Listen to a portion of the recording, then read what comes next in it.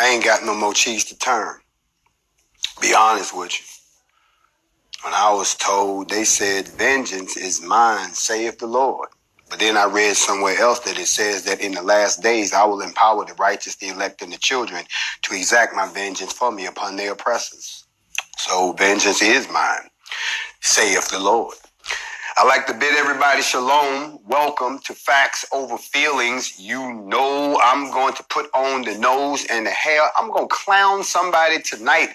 Y'all will learn that when I told you that there is a spirit of karma floating round the globe. What's done in the dark comes to the light. What has been done will be revealed. So every time somebody tries to do something stupid, every time somebody tries to throw some shade, every time somebody tries to sprinkle their pixie dust on the will of the Most High, he got to throw it back at you, because if I had to put a title on this tonight, it would be Yah, the clapback is real. For real. Let us begin. So by now, and welcome everybody. If your friends didn't get the alert, that's too bad for them. This train leaving the station early. Big shout out to NFAC. Now, come on, y'all. Come on now. Come on. For real. Look, it was bad enough that you told the lie, because you couldn't wait to say something bad about the black people. It wasn't bad enough that you embellished and exaggerated the story about the black folks because you just couldn't wait to do that. And it was bad enough that black people, without doing any research or even thinking about the source of the information, when they swear up and down that they don't trust the media, y'all come on in. Then all of a sudden you believe that you're repeating what they said as if it's the gospel. Problem with that is, that's why people do investigations, to get to the heart of the matter. That's why what you say at first can change once you do your investigation. But sometimes you have to instigate an issue and then investigate the issue. And then after you investigate the issue and you summarize, you find some way to do an invitation for us to fix the issue. So, y'all, for real, y'all know I'm about to go there. Y'all want to come and make a big deal out of the fact that somebody got hot and passed out, dropped their weapon, and it went off, and it hit the concrete, and the concrete flew up, hit a few people. Now, it's a tragic situation. That's what they said. And I'm sitting back watching all of these experts, all of these so-called learned people who act as if they live and die by the gun.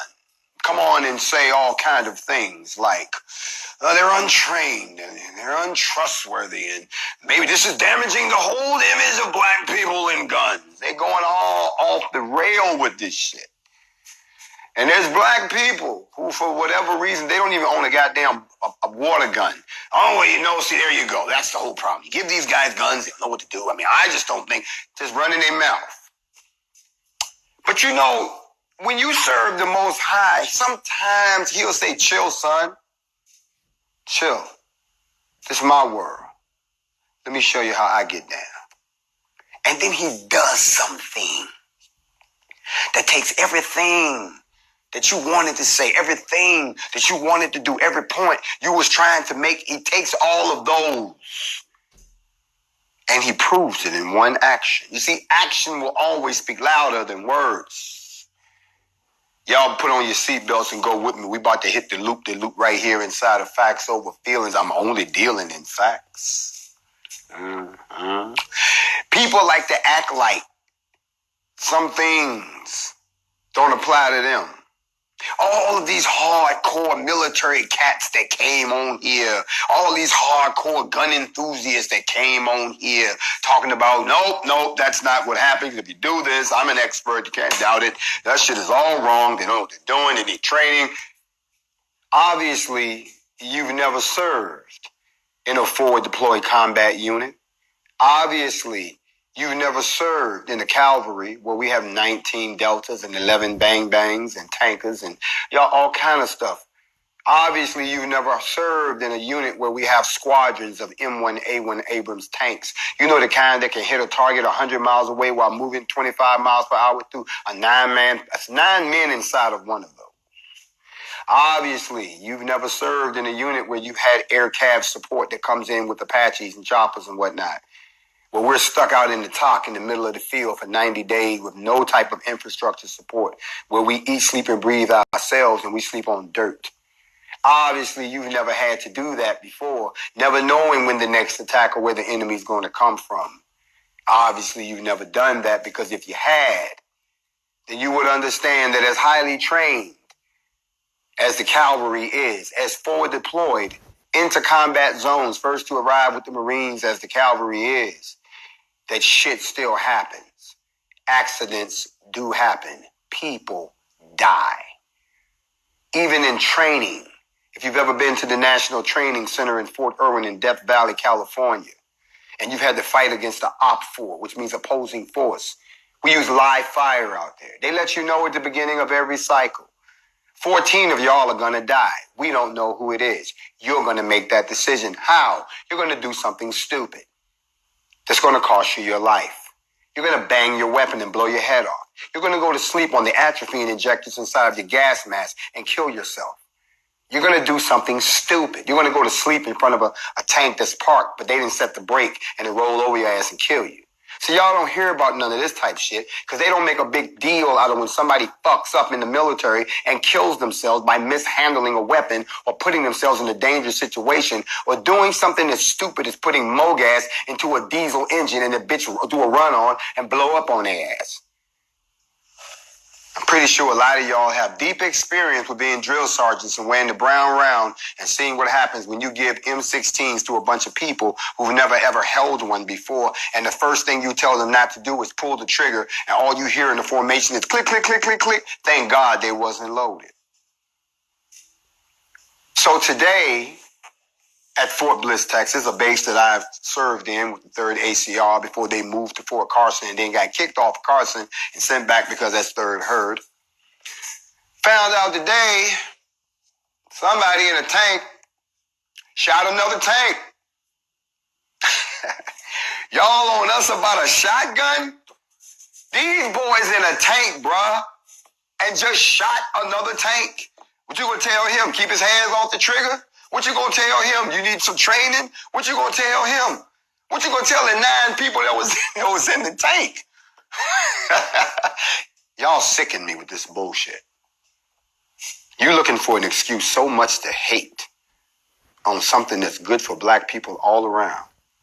You so comfortable in your hatred that you don't think anything will happen to you. You really don't. You think you can say whatever with no consequences whatsoever. Oh, y'all thought I came to teach y'all out of the book? No. Tonight it's called practical application. Because with Yah, the clapback is real. Now, let us begin again. So, somebody said don't give it energy. Oh, we're going to give it some energy.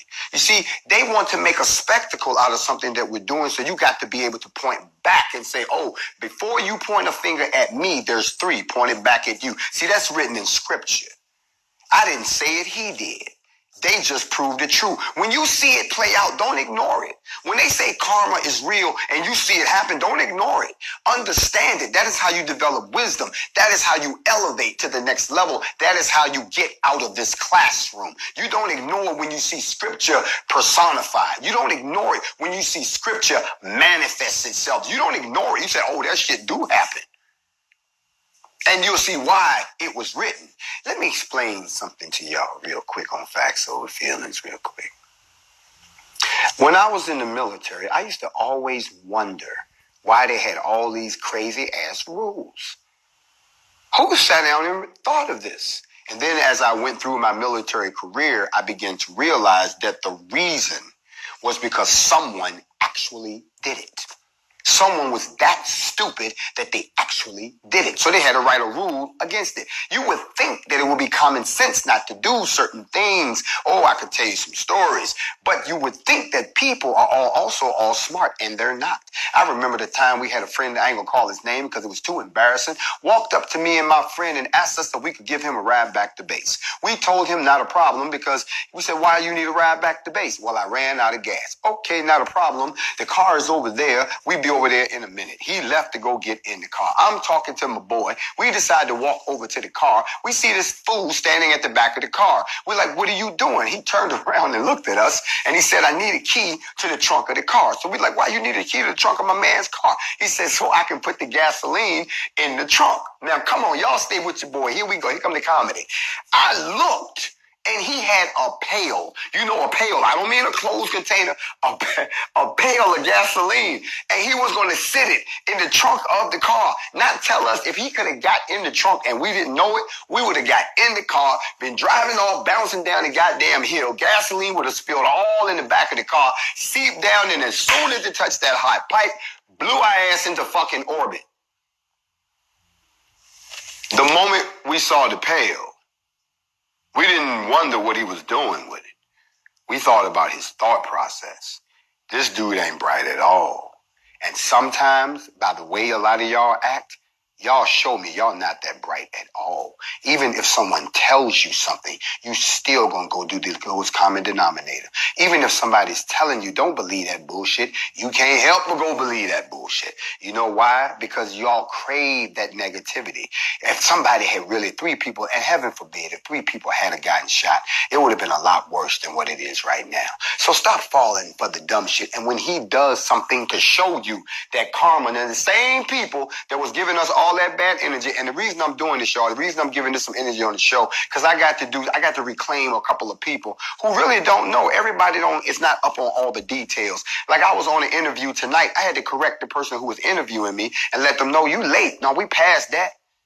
Oh, I didn't know that. Okay, well, you operating on old news. Like a lot of y'all operating on old news. Speaking of old news, I thought I'd just break this down from the petty department. That if you have not evolved, that's not my fault. If you're the same person that you was 5-10 years ago, you're dead. You're not growing. Everyone should always be growing into a better person than they was before. If I don't sound like, don't walk like, and don't talk like the person that I was before, what in the jacktail makes you think that I'm him now?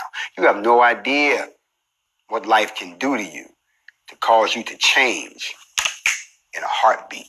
And especially when it's his time for you to walk in your purpose. Can I talk to y'all for a second? Just for a quick second. I want to talk a little bit tonight about what happened at Fort Bliss. In case y'all hadn't heard, and I don't want anybody to think that I'm making any of this up, but a Fort Bliss soldier, who was actually in a tank. We don't know what happened. They don't know the whole idea, but this happened around 3:00 in the morning. They was in a training session and they were shooting live rounds at wooden targets. That's what they said. But during the exercise, one of the tanks accidentally identified another tank as a target, and they turned the simulated war game into the real thing. Okay, they said they had medical staff that rushed to the tank. In the side, they had some severe injuries, a collapsed lung. Somebody had degloved, their hand was blown, all kind of shit. But you're not going to hear about that on the news.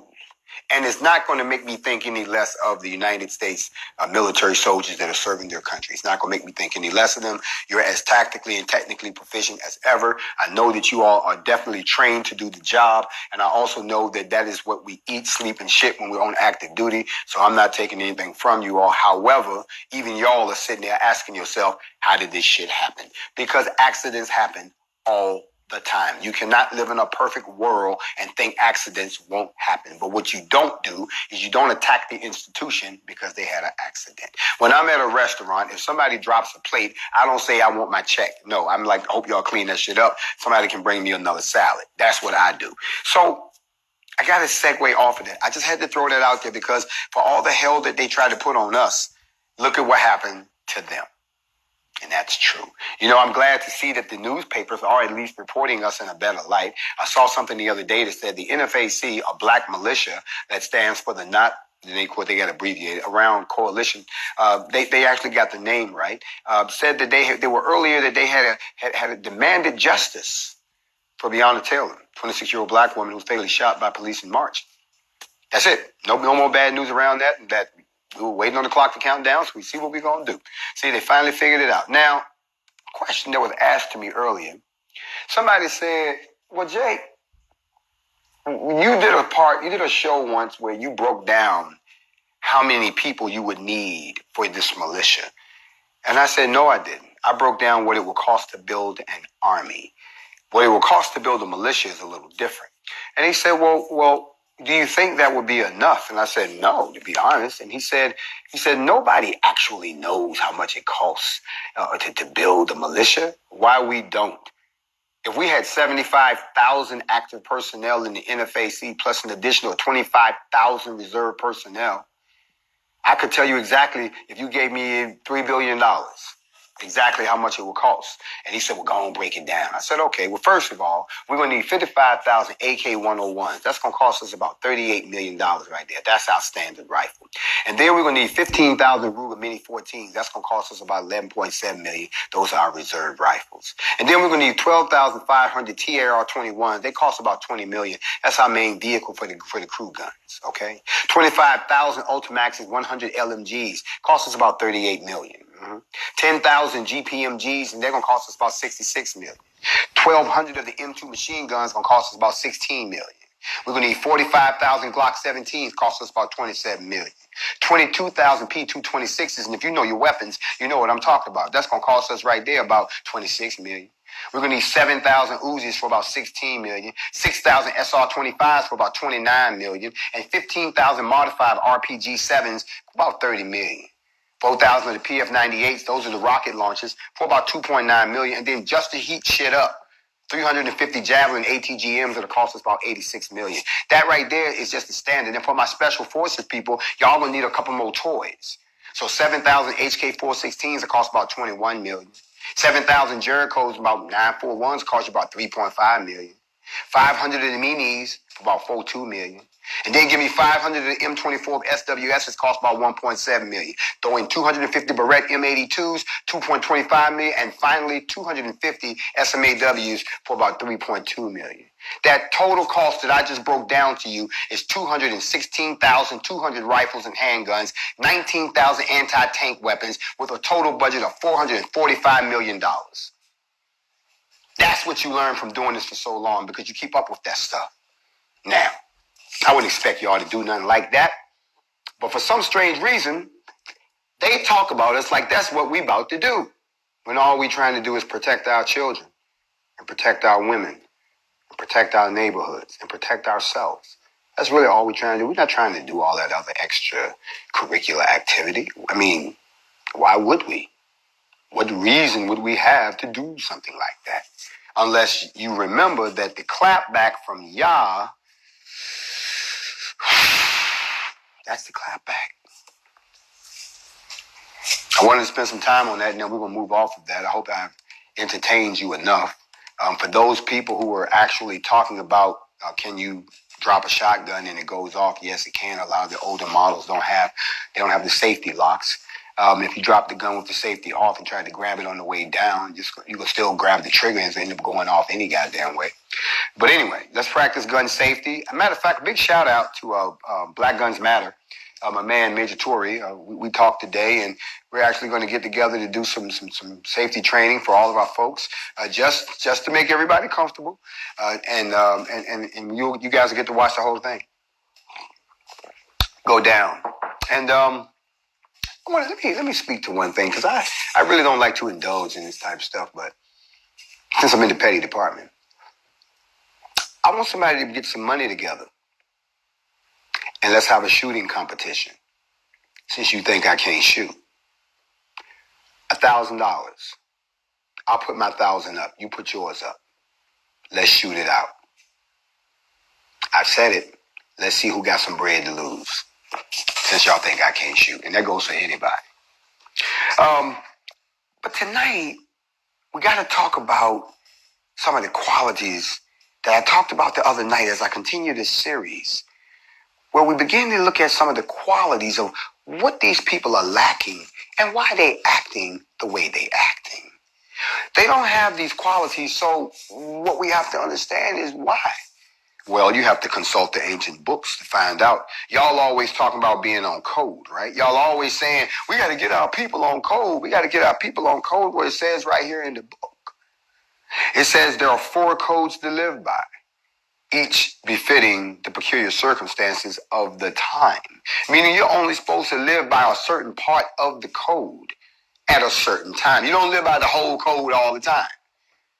Whatever is applicable. They are the code of the warrior, the code of the citizen, the code of the kinsman, and the code of the individual. Let me break them down again. They're the code of the warrior, the citizen, the kinsman, and the code of the individual. Each one of them is a different code. It's just supposed to live at a certain time. We're in Factz over Feelingz, in case you didn't know, and I am Grandmaster Jay.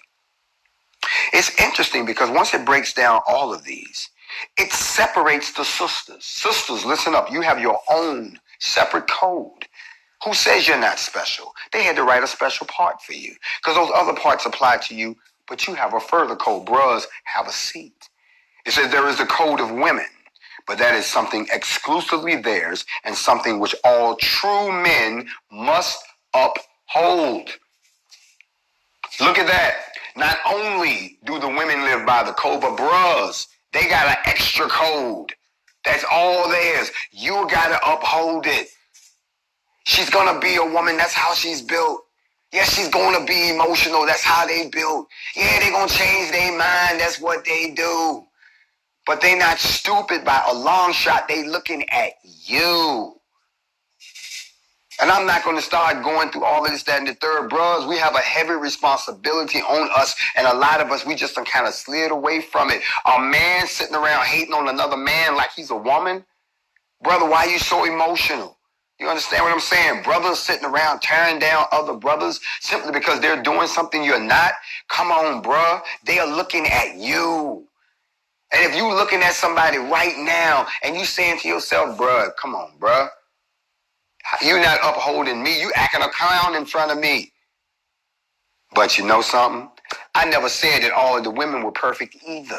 And it's poisonous and it's toxic when you get a poisonous woman and one of these weak-ass men and you put them together. That's just toxicity everywhere. That's the toxicity we should be talking about.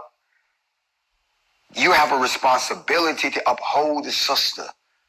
The sister already holding herself up as it is. But it says right here in the book, that's the code. So don't talk to me about being on code when y'all doing uncode shit. I see uncode shit when you hating on another brother. I see uncode shit when you coming out your face falsely. And you know you false. Now, if you operating in ignorance, they tell us, pity the fool. You understand what I'm saying? For he knows not what he do. I'm not about to slam you when I know you are ignorant to something. I'm just going to sit back and watch you in your madness. But for those who claim to know better, for those who claim I'm grown, can't nobody tell me nothing. Can't nobody tell you nothing. You can't tell yourself nothing because you don't know nothing. Your head is full of stupidity. Your head is full of foolishness. Your head is already full of so much bullshit. Can't nobody put nothing in it. So who are you talking to? Think about this the next time you're dealing with these type of people. You're dealing with them every day. Some of them are in your house right now. I'm just trying to give you something to think about. Y'all sitting here trying to act. Y'all ain't talking back to me. Y'all ain't talking back to me. 4 codes. Extra one for the women. We got to uphold it. It says that all men, not some men, all men, amongst all men, the bloodied warrior is the most important. For he alone is the guardian protector of the things, whatever they may be, that all men value. Listen to what they just said, that only those of us that go into battle, only those of us that get cut and wounded and bleed, only those of us who are covered in the blood of our enemies, only those of us who have overcome the fear that goes down our spine and say, I ain't got nothing to do with that. I'm not getting involved. Only those of us that know we don't know what's around that corner, who's on that roof, who's on that hill. We don't know where it's coming from at any time. Only those of us who are worthy to say, I was there. According to the book, they are the protector of all things that may be of value to men. So if you value your family, they prove that. If you value your children, they prove that. Value your woman, they prove that. Value your house, they prove that. That's the spirit of a warrior. Not sitting back talking about, I can't do this because I got to hang on to what I got. Don't you know if we lose this, you're going to lose everything you got too? You ain't thought about that, or you thought you could kiss your ass and white flag your way back into their graces. Not this time. You see, a race war, there'll be no survivors on either side. It says right here, as I keep going, it also says, every warrior is a loving and compassionate mother's son or daughter, and their war training starts in her protective arms. Listen to what they just said. You're not hardcore out here just because you got an attitude. You're built like that because of your mother. It says it starts in her arms. Every man or woman that's brave enough to fight, it started because your mother protected you. And even if you didn't, somebody protected you in a motherly way. So don't say, I ain't know about mama. You knew someone, you called mama. I can always tell when someone is scared to their core because they holler for their mother. Because that's the first place they felt secure. And a stressed, frightened animal always runs back to a place of comfort. That's why when you yell at the dog or you yell at the cat, they run to their spot. They feel comfortable right there. And what has happened with the rise of the NFAC, with the rise of this new attitude that's sweeping the globe of unification and people waking up and people arming themselves and people not taking it no more. But with this rise of people trying to, even the people that want to be down with us, look, you got to come all the way with us this time. You can't come with us just a little bit. You got to come all the way with us this time. With all of that going on, some people have run back to a place of comfort. Can I talk in here? What has happened is they've grown afraid and they hide in their fear like a cloak. And they mask it in anger, fake anger. And they get online and they yell and they get real animated and beat on desks and they carry on. Like they really feel that way. But when I say, well, come on, pick up your sword and follow me. Okay. I guess we just sit here and be angry then. Y'all ain't hearing me tonight. People, I'm not beating you up. I'm trying to stand you up. I'm trying to build you up. I'm telling you these things because I want you to walk away from this conversation and I want you to think about it. And I want you to get in the mirror and ask yourself a serious question. Instead of sitting around always talking about what we can't do, how about you put a little bit of thought into what could we really do? What could we really do? Think about it. In other words, if you're going to complain and don't have any solution, then you're part of the problem. I'm going to say it again because I know that didn't go past the third row. When you get in the mirror and start thinking about it, think of a solution. No matter how crazy it might sound, you might have the ultimate solution. Even though we have a master plan with a master blueprint that we've already talked about. Even though we've already told you how we're going to break everybody down into the 5 different areas and you find out based on the job you got now, you get in where you fit in. Based on the fact that we've already told you how you move in levels and how you build out infrastructure, then build out the business, then build out the trade, then bring the families over, then bring all the kids in the orphanages and all take them out of the state custody and all the brothers behind bars and bring them on over and then go back and get everything that's on, bring all that shit. We went through all of that. And you just didn't get it. So I'm trying to build you up tonight that when you go to think about all that you think about where do I fit into this? And if you don't fit on the front lines, that's cool. Just know that at some point there's a part that you fit into. If you're a school teacher who's never owned a gun before, scared of guns, the whole 9 yards, but you smart, you can instruct kids. You know how they love your personality. They love your attention. They love to call you Miss So-and-so. And now you're going to teach the new African history curriculum to them and teach them the indigenous American history to them about the civilization that was here. You're going to teach before 619. You're going to do all of those things. Then all you got to do is wait for us to build out that piece, and that's where you slide on in there. You understand what I'm trying to tell you, but tonight I got to stand you up. Y'all wasting too much time worrying about petty stuff. Y'all don't realize we're out of time.